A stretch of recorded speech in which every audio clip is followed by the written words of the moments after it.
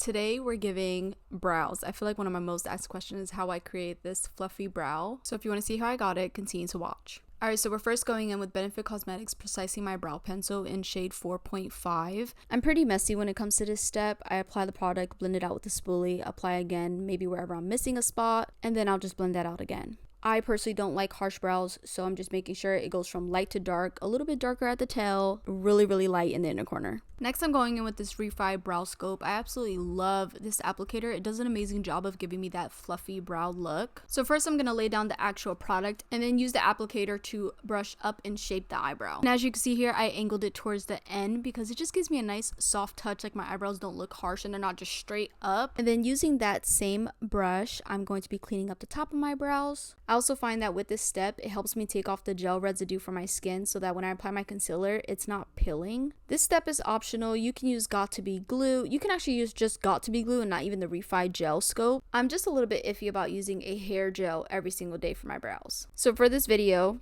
because this is something that I normally do, I'm going to use this 24-hour brow setter just to set the brows in place so that it lasts a little bit longer than it normally does. Alright, so to clean up the brows, I'm going in with Morphe JH43 brush. I personally like to pinch my brush because it helps with carving out the brow. There is concealer in there, so that's why it's able to pinch. For concealer, I'm using Ilia Beauty's concealer in the shade Yucca. I personally like to use a concealer shade that matches my exact foundation shade so that everything just blends seamlessly and there's no harsh lines. As you can see here, I'm really taking my time with carving out my brows. I go in small strokes because I really want to make sure that this is super clean.